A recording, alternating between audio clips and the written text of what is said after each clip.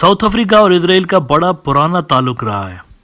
South Africa वो मुल्क है जहां पर इजराइल ने अपना सबसे पहला न्यूक्लियर टेस्ट भी किया था 1979 में। इसको वीला इंसिडेंट भी कहते हैं। असल में साउथ अफ्रीका का प्रिंस एडवर्ड आइलैंड है एक, वहाँ पर कुछ मिस्टीरियस किस्म की एक एक्टिविटी हुई थी जिसको अमेरिकन सैटेलाइट ने कैच किया था, और बाद में उन्होंने जब केयरफुली इसको देखा तो उनको पता चला कि कोई न्यूक्लियर ब्लास्ट हुआ है। और जब डस्ट सेटल डाउन हुई तो पता चला ये इजरायली न्यूक्लियर वेपन्स थे जिनको टेस्ट किया गया था वहाँ साउथ अफ्रीका के आइलैंड के अंदर। लेकिन उसके बाद देखिए साउथ अफ्रीका कई सारे इंटरनल केओस और टर्मोइल से गुजरा और वहाँ पर हालात जो हैं वो ऊपर नीचे होते रहे। लेकिन उसके बाद एक रिवोल्यूशनरी लीडर साउथ अफ्रीका के अंदर पावर में आता है 33 साल की जेल के बाद, और उस रिवोल्यूशनरी लीडर का नाम था नेल्सन मंडेला। नेल्सन मंडेला के इक़्तिदार में आने के बाद, नेल्सन मंडेला के पावर में आने के बाद साउथ अफ्रीका टोटली चेंज हो गया और साउथ अफ्रीका मजलूम कौमियतों की एक तरह से आवाज़ बन के दुनिया में उठा है। इन दिनों इंटरनेशनल कोर्ट ऑफ जस्टिस में फ़लस्तीन का मुकदमा लेकर साउथ अफ्रीका गया हुआ है और वहाँ पर इजराइल के ख़िलाफ़ जेनोसाइड का केस उन्होंने इंटरनेशनल कोर्ट ऑफ जस्टिस में दाखिल करा दिया है।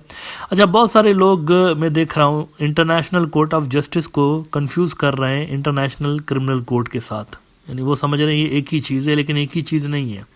बहुत सारे मैं सोशल मीडिया के अंदर देख रहा हूँ आईसीसी बोल के और इंटरनेशनल क्रिमिनल कोर्ट बोल के वो इस मुकदमे को रिपोर्ट कर रहे हैं, लेकिन this is not international criminal court.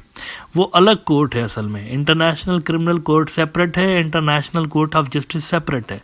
International criminal court जो है उसके अंदर जो मुकदमात चलते हैं वो इंडिविजुअल्स के चलते हैं जिसने कोई बहुत ही संगीन किस्म का जुर्म किया हुआ हो। लेकिन इंटरनेशनल कोर्ट ऑफ जस्टिस के अंदर मुल्कों के मुकदमात चलते हैं, स्टेट्स के, इंडिविजुअल्स के नहीं, मुल्कों के। इंटरनेशनल क्रिमिनल कोर्ट के अंदर कोई बैकिंग नहीं है आलमी बॉडी की, उसके ऊपर बैकिंग नहीं है। बस जो मुल्क मेंबर हैं आईसीसी के वही बस एक दूसरे के साथ कोऑपरेट कर रहे होते हैं सज़ा को इन्फोर्स कराने के हवाले से। लेकिन इंटरनेशनल कोर्ट ऑफ जस्टिस के पीछे कौन है? United Nations. यूनाइटेड नेशंस की सिक्योरिटी काउंसिल की जिम्मेवारी है कि वो इंटरनेशनल कोर्ट ऑफ जस्टिस की जजमेंट को इम्प्लीमेंट करवाए, क्योंकि ये यूनाइटेड नेशंस का कोर्ट है आईसीजे। पाकिस्तान के अंदर भी जो इंडिया की नेवी से ताल्लुक़ रखने वाले रॉ के जासूस कुलभूषण यादव को पकड़ा गया था तो उसका केस इंटरनेशनल क्रिमिनल कोर्ट में चला था। यहाँ पर इंडिविजुअल्स के केसेस चलते हैं, आईसीजे में स्टेट्स के केसेस चलते हैं। नाउ अगर इन्होंने कोई फैसला दे दिया, फ़र्ज़ करें कि इन्होंने फैसला दे दिया कि भाई इजराइल ने जेनोसाइड कमिट की है, उसके लिए कोई लंबा चौड़ा उनको कोई ये नहीं चाहिए कि पूरी की पूरी वॉर ही जेनोसाइडल थी, ऐसा नहीं है। कुछ सबूत उनको पेश करने हैं साउथ अफ्रीका वालों को जिसमें ये जाहिर हो कि भाई ये जेनोसाइड कर रहे थे वहाँ पे सोल्जर्स, तो केस इनका यानी अप्रूव हो जाएगा। और इसके वाज़े चांसेस हैं क्योंकि वहाँ पर जो जानी नुकसान हुआ है 23,000 से ज़्यादा इंसान वहाँ पर मारे गए हैं फ़लस्तीनी, तो ये बड़ा एक तगड़ा केस है, तो इसके सक्सेस के चांसेस हाई हैं। तो फ़र्ज़ करें अगर इनके ख़िलाफ़ फैसला आ जाता है, इजराइल के अगेंस्ट आईसीजे का फैसला आ गया, तो क्या होगा? ये होगा फिर कि दुनिया का कोई मुल्क इजराइल के साथ ट्रेड नहीं कर पाएगा, ट्रेड नहीं कर पाएगा। अगर उन्होंने डिक्लेयर कर दिया कि ये दहशतगर्द रियासत है तो ट्रेड इनके साथ नहीं हो पाएगा। दुनिया का कोई मुल्क इजराइल के साथ ना वेपन्स खरीद पाएगा ना इनको वेपन्स बेच सकता है। अब इस पे सबसे ज़्यादा फेंटी तो हिंदुत्व सरकार की लगेगी, क्योंकि ये लगे हुए थे कई साल से लेके कि बस इनके साथ जो है ना, इनको हम डिफेंस पार्टनर बनाते हैं अपना, तो इनको फेंटी लगेगी अगर यहाँ पे मुस्तकबिल में इनके ऊपर इस तरह की सज़ा, जिसके इम्कानात बड़े वाज़े हैं एज आई सेड, क्योंकि यहाँ पे जो क्राइम्स किए गए गज़ा के अंदर वो सारी दुनिया ने देखे हुए हैं। तो ये भी एक बहुत बड़ा अभी से संकट आ गया उन मुल्कों के ऊपर जो कि इजराइल को अपना डिफेंस पार्टनर बनाने के ऊपर तुले हुए थे। अभी से ही वो यानी इधर उधर देखेंगे कि वो दूसरा इसका अल्टरनेट कोई ढूंढे, ये तो गया काम से यूँ समझे। तो ये जो सज़ा के ऊपर अमल दरामद होगी ये सिक्योरिटी काउंसिल करवाएगा। सिक्योरिटी काउंसिल के अंदर जो मुल्क हैं वीटो पावर्स परमानेंट जो मुल्क हैं मेंबर वहाँ पर, वो करवाएंगे इसके ऊपर अमल दरामद। तो ये बड़ा संगीन केस है। अच्छा, आज लेकिन ये हुआ कि पहले दिन ये होगा 11 तारीख है ना, तो आज पहले दिन साउथ अफ्रीका ने अपना केस रखा और कल इजराइल को मौका मिलेगा कि वो इसके जवाब में अपना केस रखे। इसकी जो हियरिंग्स है ना, ऐसा नहीं है कि हफ्ते के अंदर बस फैसला आ जाएगा और हो गया सारा कुछ। It's not like that. इसके अंदर जो केसेस जाते हैं नाजरीन, ये लंबा चलते हैं, कई कई साल चलते हैं, और फाइनल डिसीजन आने में कई साल लग जाते हैं। लेकिन प्रोविजनल डिसीजन जल्द आ सकता है, विद इन फ्यू डेज आ सकता है प्रोविजनल डिसीजन। और वो क्या होगा, कम से कम प्रोविजनल डिसीजन इसके अंदर जो कम से कम आ सकता है वो ये होगा कि ह्यूमैनिटेरियन असिस्टेंस पूरे के पूरे गज़ा के अंदर सप्लाई कर दी जाए। मतलब जंग अगर चल भी रही है तो फूड, फ्यूल, मेडिसन बिला रोक टोक वहाँ पर गज़ा के अंदर दाखिल किए जाए। ये कम से कम हो सकता है। ज़्यादा से ज़्यादा ये कर सकते हैं, सीज़ फायर का अनाउंसमेंट कर दें, वो मुकम्मल सीज़ फायर, इसका फैसला भी आ सकता है। और इसी के लिए साउथ अफ्रीका और उसके साथ बाय द वे बहुत सारे मुल्क हैं, बांग्लादेश भी है उसके साथ, पाकिस्तान भी है उसके साथ, सऊदी अरेबिया भी है, बहुत सारे मुल्क हैं। वो मुल्क भी हैं जिन्होंने इसराइल के साथ नॉर्मलाइजेशन की थी ना पिछले साल, अब्राहम अकॉर्ड्स किए थे, वो भी इसके अंदर हैं। उन्होंने भी साउथ अफ्रीका के इस केस को सपोर्ट किया हुआ है। कई सारे मुल्क हैं। अच्छा, आज क्या हुआ है आज की कार्रवाई में?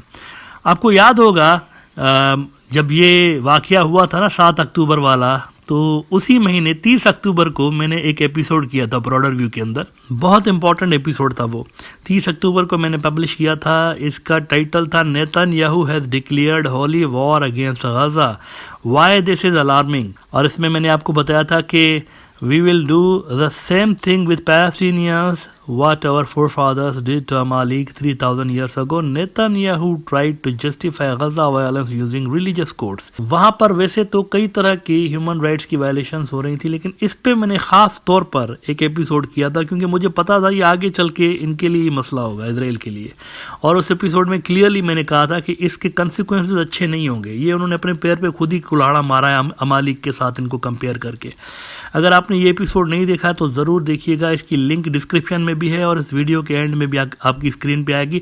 अमालिक क्या है, अमालिक वाला कौन सी कौम थी, उसके साथ क्या हुआ था, बाइबल के अंदर ये स्टोरी है। मैं यहाँ पर दोबारा रिपीट नहीं करना चाहता, लंबा हो जाता है एपिसोड। इस एपिसोड की जो लिंक मैंने नीचे डिस्क्रिप्शन में दी हुई है ना, उसमें जाके देखिएगा, आपको समझ में आ जाएगा ये कौन सा अमालिक था, कौन सी कौम थी जिसके बारे में नेतन्याहू बात कर रहा था कि हम इनके साथ वही करेंगे जो अमालिक के साथ हुआ था। इसमें मैंने क्लियरली कहा था कि ये इनके गले में पड़ेगा। आज साउथ अफ्रीका ने एग्जैक्टली यही बात की है। इंटरनेशनल कोर्ट ऑफ जस्टिस के अंदर यही नुक्ता उन्होंने उठाया कि ये अमालिक बोल रहे थे फ़लस्तीनियों को, और इनके जो सोल्जर्स हैं इन्होंने भी बैटलफील्ड के अंदर नाच नाच के अमालिक के गाने गा रहे थे, और उन्होंने नाच नाच के कन्फेस किया कि हम अमालिक वाला काम इनके साथ करेंगे, फ़लस्तीनियों के साथ। ब्रीफली आपको सिर्फ बता दूं कि एक कौम थी जिसकी जंग हुई थी बनी इसराइल के साथ, और उस कौम के छोटे बड़े को, बच्चे बूढ़े को, सबको दबरदूस कर दिया गया था। बाइबल में इसकी स्टोरी मौजूद है। इसराइल का बड़ा न्यूज़ आउटलेट है टाइम्स ऑफ इसराइल, वो कहते हैं वी शुड बी वरीड, हमें परेशान होना चाहिए। मैंने कहा ना, इसकी सज़ा बड़ी ख़तरनाक है। ना कोई मुल्क दुनिया का ट्रेड कर सकता है, ना कोई मुल्क हथियार बेच सकता है, ना खरीद सकता है। टोटल धपड़धूस हो सकता है यहाँ पे इसराइल के लिए। कहते हैं कि we should be worried, Israel faces peril at the Hague in Gaza genocide case. The bar for plausibility in the initial proceedings is quite low, experts warn, while ministers' inflammatory statements enabled South Africa to allege Israel has genocidal intent. Netanyahu ठोस हो गया है। ये जब case चला है ना, उससे 24 घंटे पहले इसने स्टेटमेंट दिया है कि मैंने कब कहा है कि हम इनको निकालेंगे यहाँ से, हमने कब बोला है भाई, हमने कब कहा कि हम इनको सनाए पेनिनसुला के अंदर डालेंगे, इजिप्ट के अंदर, हमने कब कहा है कि हम इनको अफ्रीका भेजेंगे, हमने तो कभी ऐसा कहा ही नहीं है। ठुस हो गया टोटल। उसकी जो टोन है ना, अगर आप अब की टोन सुने उसकी और 2-3 हफ्ते पहले की टोन सुने, ज़मीन आसमान का फ़र्क है। अब की बार जो इसकी टोन है ये बड़ी ही सॉफ्ट किस्म की यूज़ कर रहा है कि नहीं हम तो प्रोफेशनल आर्मी, हम कैसे ऐसे थोड़ी काम करते हैं वहाँ पे। लेकिन यही बंदा अमालिक अमालिक बोल रहा था कुछ अर्सा पहले तक भी, और इसी को टाइम्स ऑफ इसराइल रिपोर्ट कर रहा है। Among some of the most incendiary comments made by senior Israeli politicians are remarks by Netanyahu on October 28, in which he referred the biblical enemy of the ancient Israelites, saying, "You must remember what Amalek has done to you, says our holy Bible, and we do remember." हम याद कर, क्या हमें पता है, हम वही करेंगे जो होली बाइबल बोलेगा ना, इनके साथ हम वही करेंगे। अब दो वही फेस करो होली बाइबल की आप स्टोरी को। आइए, इंटरनेशनल कोर्ट ऑफ जस्टिस में साउथ अफ्रीकन उनको बोल रहे हैं, आइए ज़रा अमालिक को डिफेंड करें। The South African application cited this comment as well as the biblical words in Samuel 1 commanding the Israelites to kill all man, woman and children of Amalek. तो ये बड़ा इनके लिए मसला ख़राब हो गया है। आज साउथ अफ्रीका ने बड़ा भरपूर तरीके के साथ केस पेश किया है। कल इजराइल इस पे अपने दलाइल देगा, 1-2 दिन तक ये हियरिंग चलेगी, प्रोविजनल ऑर्डर आएगा, फिर ये केस लंबा चलेगा और उसके बाद फाइनल वर्डिक्ट आएगा। लेकिन प्रोविजनल जो ऑर्डर आएगा उसमें भी बड़ा रिलीफ फ़लस्तीनियों के लिए मौजूद हो सकता है।